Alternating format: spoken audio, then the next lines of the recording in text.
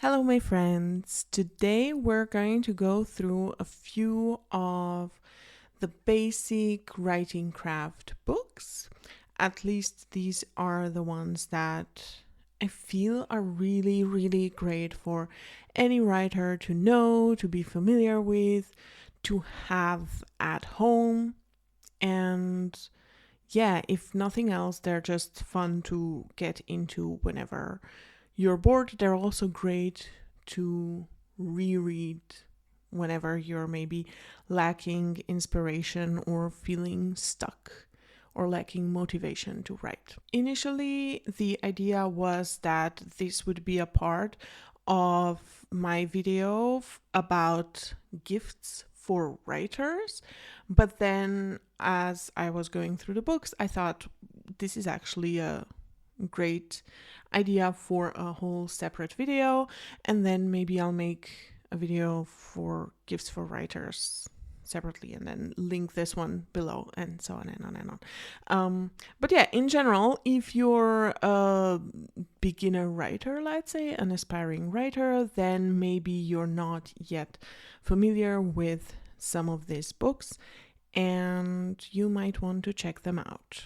We're only gonna go through like the pretty famous ones, so if you have been in the game for a while now, I'm pretty sure you're gonna be familiar with all of them, but you know, it's nice to revisit the basics, and because there's a difference between basics and, you know, simplified versions of things.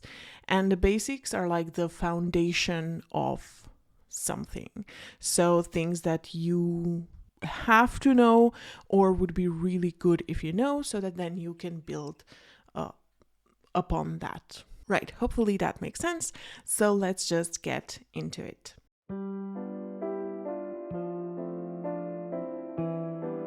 Number 1. If you have been with me for a while, you will know what's coming, because this is the absolute best, the book on the writing craft, the craft of storytelling, of creating a story, developing characters, story structure, and also let's say the philosophy, not maybe philosophy, but just really good understanding of what stories are even made of, how they function, and it's Robert McKee story. This is, of course, technically about screenwriting, but I guarantee this will be really, really useful no matter what kind of storytelling you are engaged in. This is like, if you only read one writing craft book, let it be this. I will put a prettier picture of it somewhere here, because this book has been through a lot with me. I intend on getting a new one. It has been rained on, but I still use it, I still revisit it, and it's one of the most, let's say, grounding and also inspiring books about storytelling, story crafting. So in general, really great for an overall insight into what are stories even made of and how they function. And of course, story and character go hand in hand like this. So there's also a lot about characters and character development and what even is character in a story. There's this distinction that I also like to talk about between characterization and character, and it's all from this Bible right here. Next up, we have a book that is great if you want to get more into the story structure, but don't really want to be super formulaic or limited by all the rules. And it's The Writer's Journey by Christopher Vogler, very much getting into the hero's journey by Joseph Campbell, and really getting into every stage, explaining what is usually the purpose of every stage, but there are no limitations in terms of, oh, on page 1 you have to do this, on page 10 it has to be this, at 75% of the stories this has to happen, because that's not how stories work, right?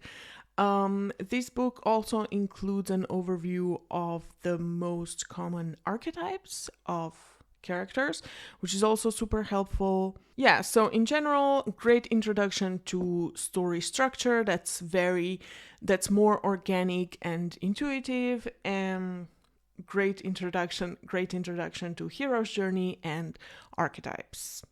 If you only ever read 2 books on writing craft, then these are the 2 I would recommend. That's also why we started with them.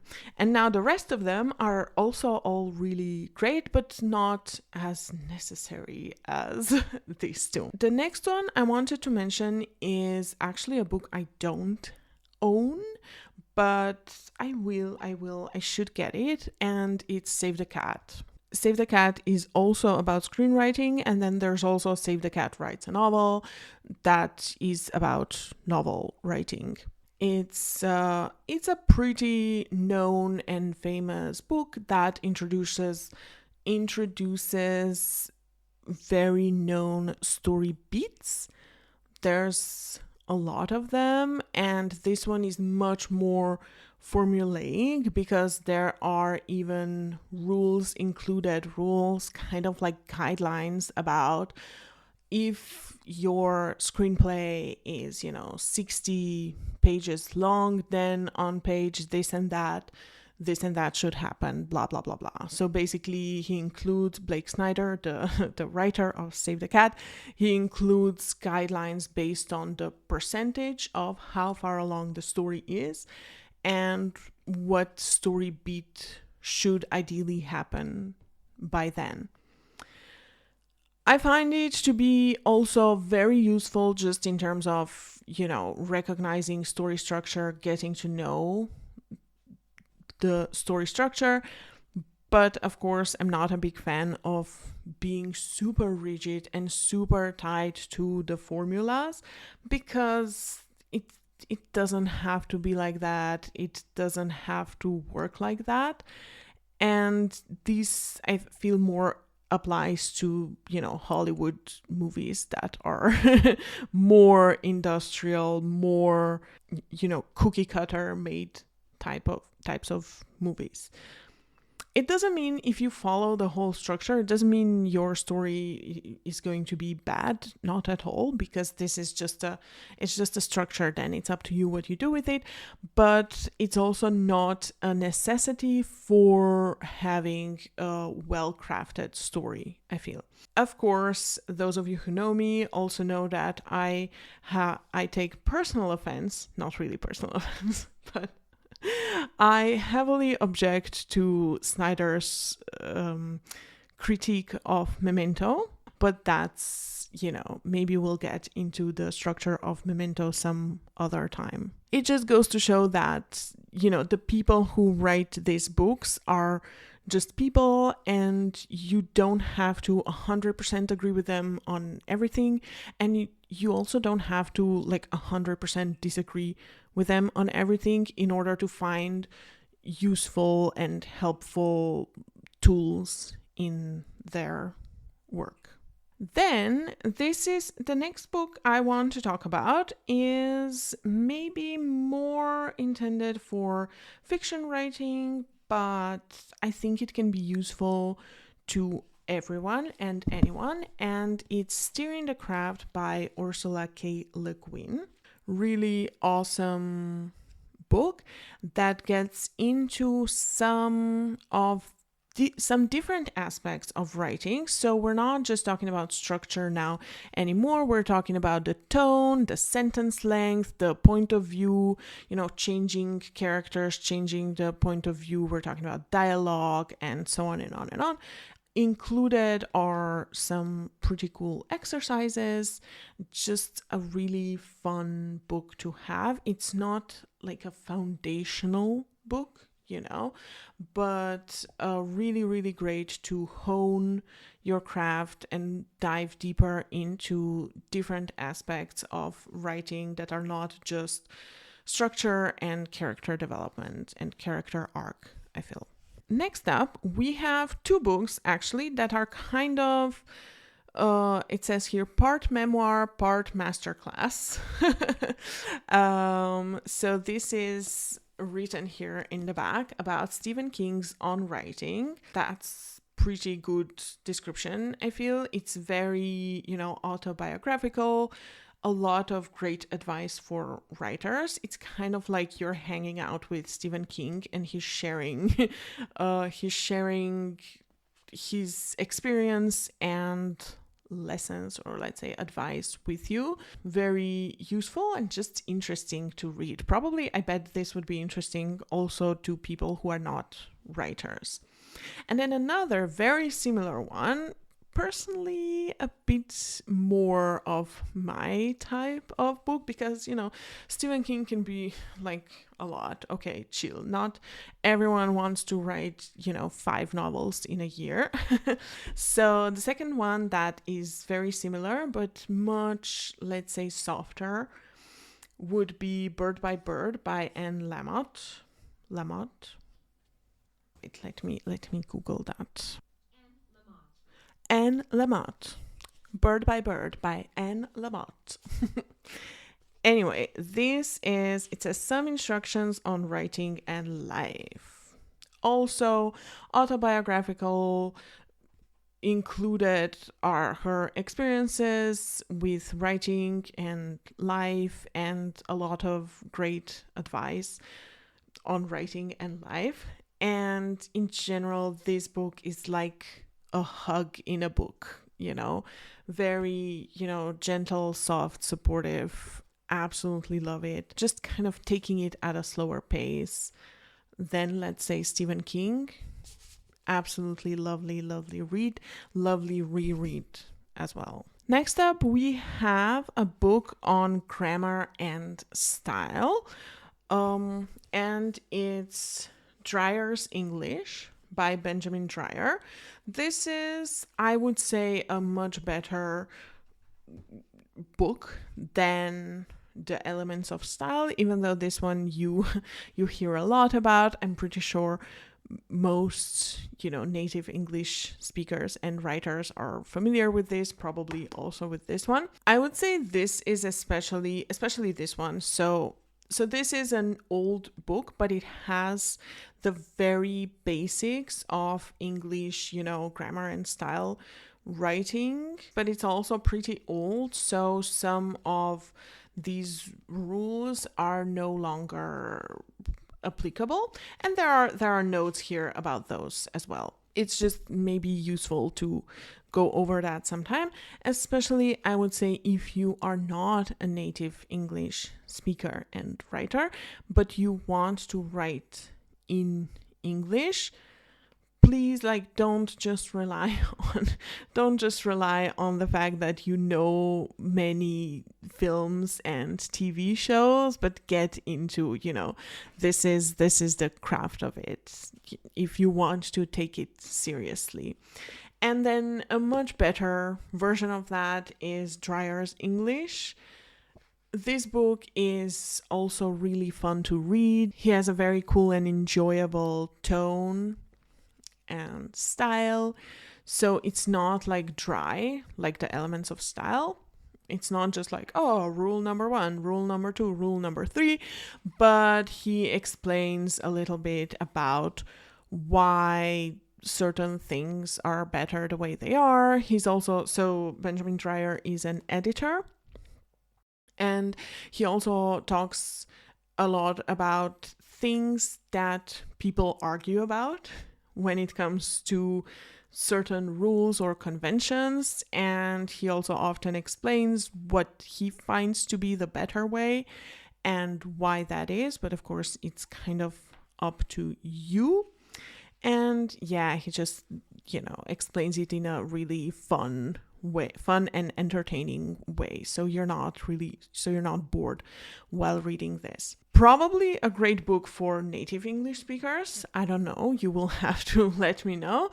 But definitely would recommend this to anyone who is a non-native English speaker and wants to write in English. It's just really fun. I also loved learning about some of these points of arguing, that some of them I already knew about, but some of them I didn't. And it's just a great way to get some insight into the landscape of the language, right? Like what's going on with language in real world, let's say, in reality, because language is not just what is written and what you hear in the movies, it's how people interact with it. And this kind of helps you get a little bit more insight into that, I feel. And then lastly, we have two books that are not strictly about creative writing and the writing craft, but more about motivation and, let's say, mindset, inspiration, how you even approach writing or any kind of creativity. The first one I want to mention is The War of Art by Steven Pressfield. Nice. It's really nice book. It talks a lot about resistance and how to overcome resistance to writing. Steven Pressfield is also a writer, so he also talks a lot about his own internal experience with that. Can be very inspirational and motivational. Personally, not my favorite. Like, I know people who claim, oh, this book changed my life, and oh, it made me actually finally overcome resistance, blah, blah, blah, blah, blah, blah, blah. Personally, I don't really relate that much to this kind of, battle-y language of, oh, we have to fight, we have to push, we have to, in my experience, it just creates even more tension and conflict within myself. But on the other hand, it has been pretty motivational. Like, I do understand what he's talking about and it can be useful, right? It's just that, the idea of my creative process being a war zone and a battle is not really one that I am most excited about. And I think there is a different way, but, I think maybe it just depends on the kind of person that you are. But like I said, there is also another softer way. And that one comes through The Artist's Way by Julia Cameron. Probably this book is pretty famous. Also, you've probably heard of it. Also, probably from me, I have talked about this before. It's just really, really, really great. I know it's a very hyped up book, but in my opinion, deservedly so. It includes kind of an overview of 12 weeks where you go through, recovering a sense of safety, a sense of identity, a sense of power, integrity, possibility, abundance, connection, strength, compassion, self-protection, autonomy, and faith. And it's just really, really great guide to help you reconnect to your inner artist, to your creativity, to, soften up and really realize that creativity is not about creating something out of nothing, but it's more about just putting down what is already there. Well, I mean, this is my personal take from it. Maybe if you do it, you will have some other insights and lessons from it, whatever.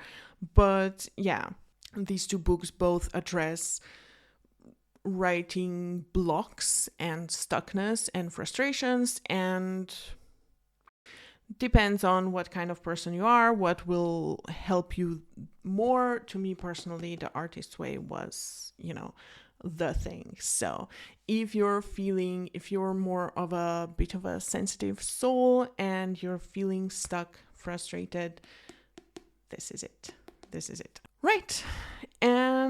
yeah, these would be my, I don't even know how many there were. And 1, 2, 3, 4, 5, 6, 7, 8. I think 9. I think I went through 9 of them. If we include the elements of style, then it was 10.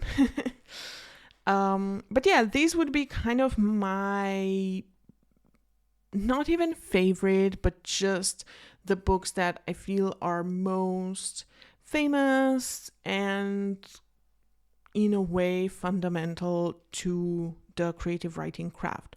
There are, of course, many, many more books. And if you want to get into this topic, there are millions of books to choose from. But like I said, if you are a bit of a beginner, let's say, or even further along your journey, but you haven't gotten maybe that much into writing craft books, I feel like these are a great way to start. And then you can see which one of these you relate to the most, and then you can take it from there, because for each of these there are other books that are maybe a little bit similar to it, and you can get more into them on your writing journey. So hopefully that has been helpful in some way. Please in the comments let me know if you are familiar with any of these books, and if so, which one is your favorite, and if there's any other books that you would add to the list. Thank you for being here. Like and subscribe and all of that, and I will see you in the next video.